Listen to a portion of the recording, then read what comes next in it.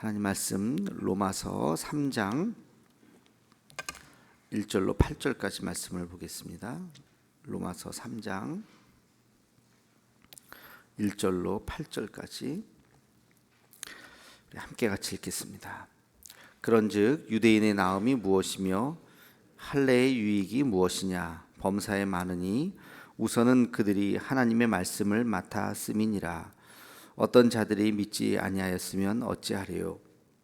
그 믿지 아니함이 하나님의 믿으심을 패하겠느냐? 그럴 수 없느니라. 사람은 다 거짓되되 오직 하나님은 참되시다 할지어다.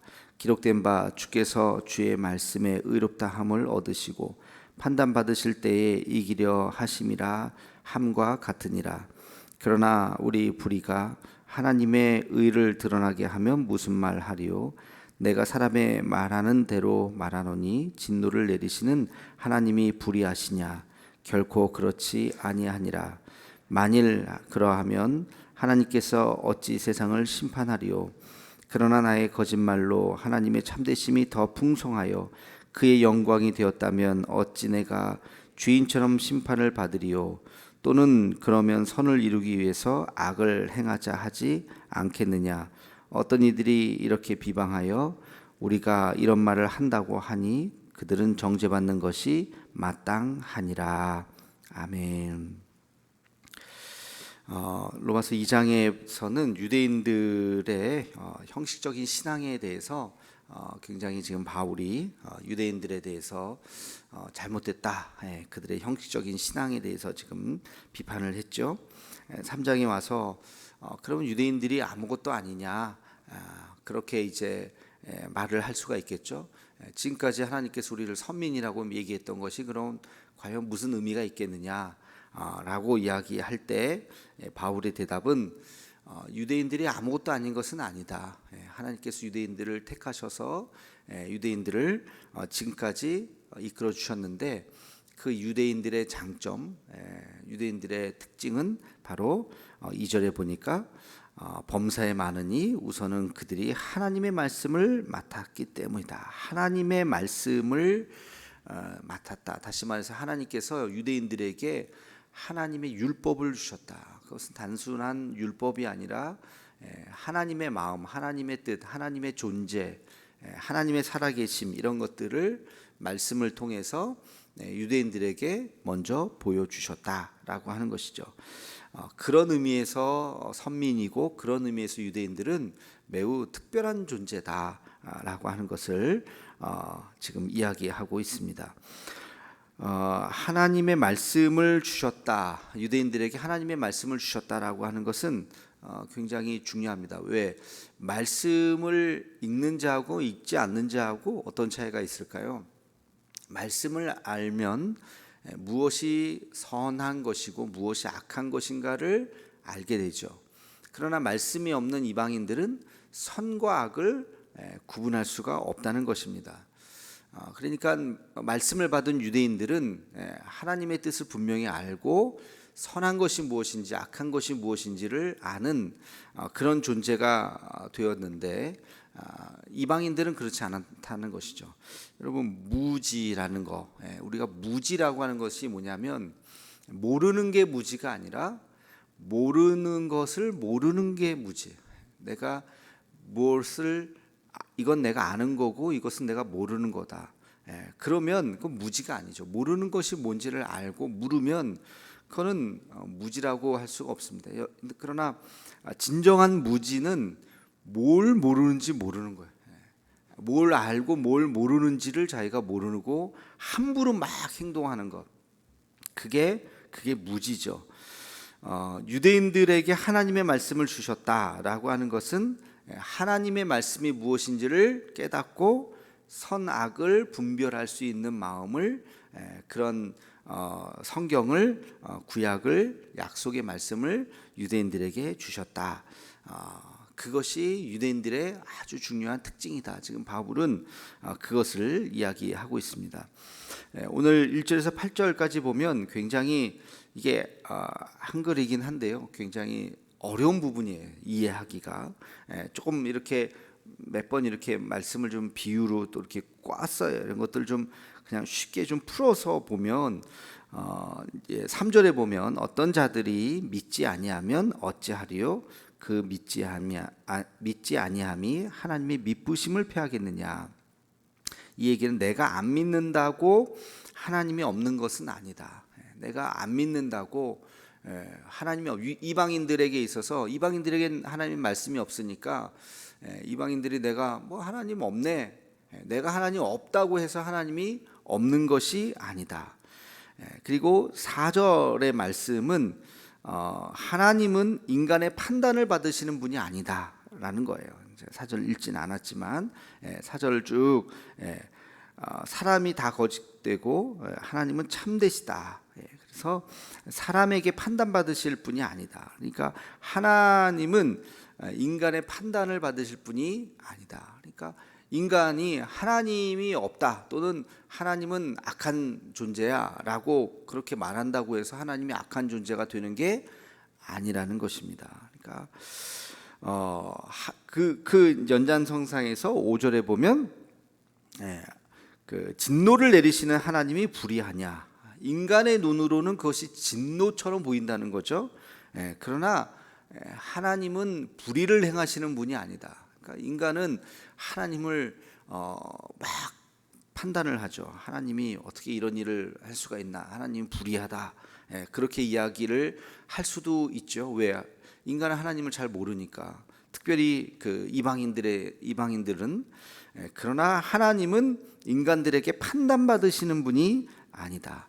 하나님의 불의가 그건 진정한 불의가, 인간이 불의처럼 보이는 것들이 하나님에게 있어서는 그 하나님의 심판은 정당하다. 하나님이 행하시는 것은 정당하다.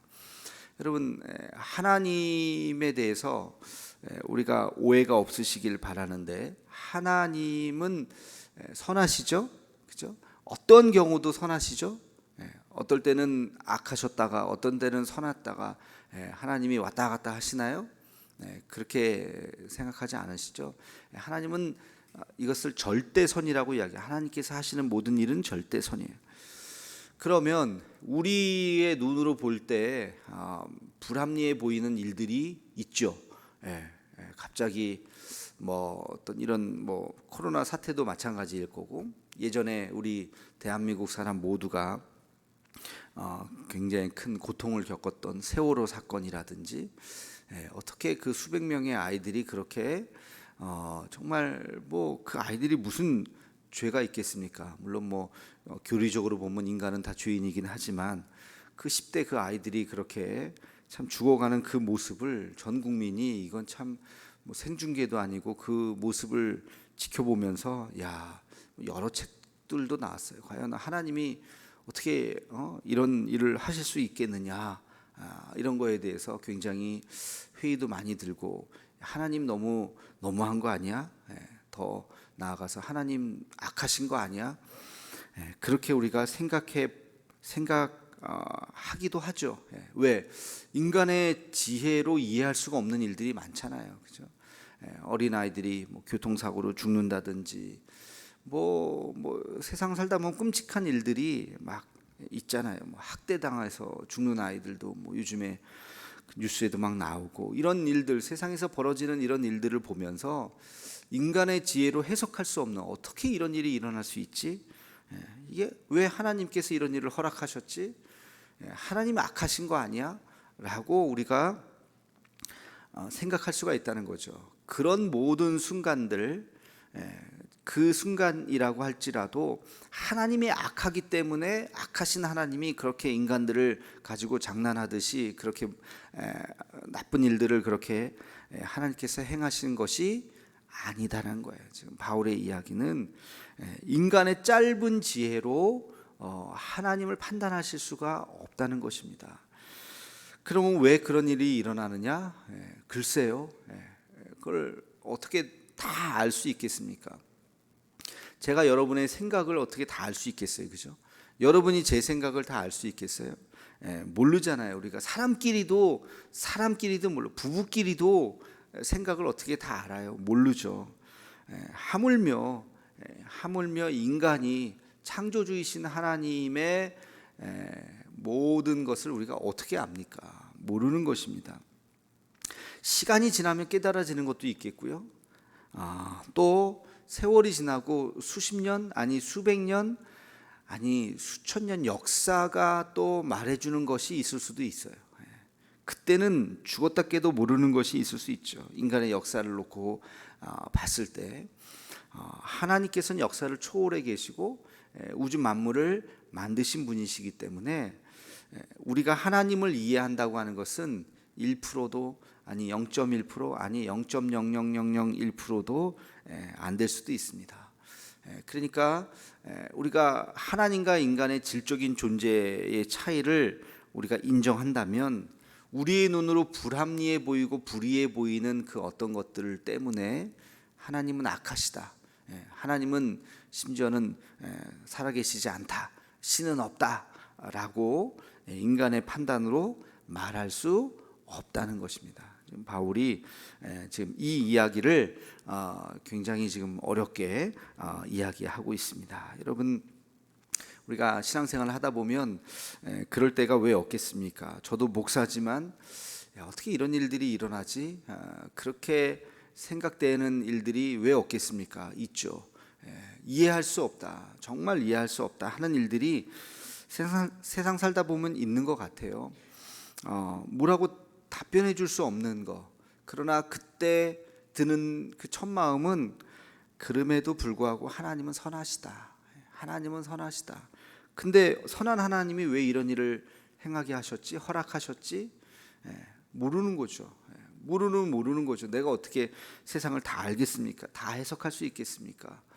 시간이 지나서 알아가는 것이 있을 수 있고, 어린아이가 부모의 마음을 어떻게 다 알겠어요?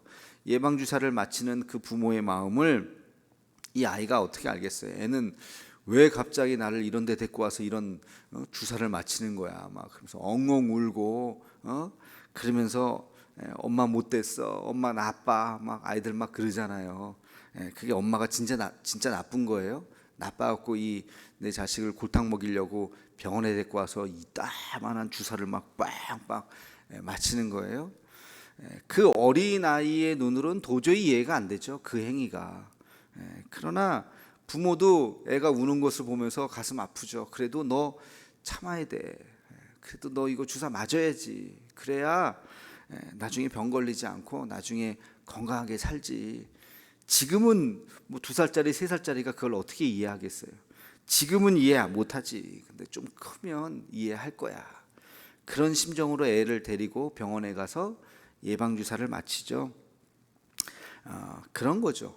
우리의 삶이 어떻게 하나님을 여러분 다 이해한다고 생각하시면 안 돼요. 하나님의 깊으신 뜻을 어떻게 다 알겠습니까? 알면 우리가 신이지. 알면 하나님의 뜻을 이해할 수가 없어요. 그냥 한 가지 확실한 것은 그럼에도 불구하고 하나님은 선하시다. 하나님의 선하신 하나님의 의도가 분명히 있다 하는 것을 우리가 믿음으로 받아들이는 것, 이것이 우리의 믿음인 줄로 믿습니다. 7절과 8절에 보면 여기도 좀 뭐 복잡하게 나와요. 여기서 좀 7절에서 오해하지 말아야 되는 게, 나의 거짓말로 하나님의 참되심이 더 풍성하여 그의 영광이 되었다면 어찌 내가 죄인처럼 심판을 받으리요. 여기까지만 읽으면 거짓말 해도 되는 건가? 하나님의 영광을 위해서 거짓말 해도 되네. 내가 죄인처럼, 어찌 내가 죄인처럼 심판을 받으리요. 심판받지 않는구나. 여기까지만 읽으면 그렇게 이해할 수가 있어요. 근데 잘못 오해하는 거예요. 보세요, 8절에 또는 그러면 선을 이루기 위해서 악을 행하자 하지 않겠느냐. 그렇죠? 7절과 8절. 그러면 선을 이루기 위해서 악을 행해도 되는구나. 어떤 이들이 이렇게 비방하여 우리가 이런 말을 한다고 하니 그들은 정죄받는 것이 마땅하니라. 여러분, 7절하고 8절하고 이렇게 붙여 있어야 돼요. 같은, 이게 단락이 끊어지니까 7절만 딱 읽으면 거짓말 해도 되는구나, 하나님 영광을 위해서 내가 거짓말을 해도 되는구나 라고 오해하기가 쉬운데, 선을 이루기 위해서 악을 행해도 된다는 거예요, 안 된다는 거예요? 된다는 거예요, 안 된다는 거예요? 안 된다는 거예요. 선을 이루기 위해서 악을 행하면 안 된다. 어떤 이들이 이렇게 비방하는데 그 비방하는 사람 천벌받아야 된다. 지금 바울이 그런 이야기를 하는 것이죠. 여러분, 선을 이루기 위해서 악을 행하면 안 된다. 이 이야기는 동기도 선해야 되고 방법도 선해야 된다는 것입니다. 어떤 일을 우리가 해 나가려고 할 때 동기가 대부분 동기는 선하죠. 이렇게 하는 게 참 우리 모두를 위해서 좋고 하나님 앞에 영광이 되겠다. 그렇다면 그 일을 이루어가는 과정도 방법도 선해야 되는 것입니다. 이 두 가지가 우리 모두가 우리가 꼭 기억해야 되는 것입니다. 어떤 일을 할 때에도 교회가 또 여러분의 또 삶 가운데서 직장에서 무슨 일을 하더라도 어떤 일을 추구할 때 동기도 선해야 되고 내 욕심을 위해서 하면 안 되고 하나님의 영광을 위해서 그리고 그 일을 이루어가는 어떤 사람이 헌금을 하기 위해서 도둑질 해가지고 헌금을 한다. 헌금을 하는 행위는 선하다고 볼 수 있죠. 근데 도둑질 해가지고 하나님한테 헌금을 한다. 돼요, 안 돼요? 안 된다는 거예요. 그거는 하나님께서 기뻐하시는 것이 아니다. 동기도 선해야 되는데 과정도 선해야 된다 하는 것을 잊지 말고 하나님 앞에 우리가 늘 우리의 과정을 살피면서 선하게 행동할 수 있는 우리 모두가 되기를 주의 이름으로 축원합니다. 기도하겠습니다.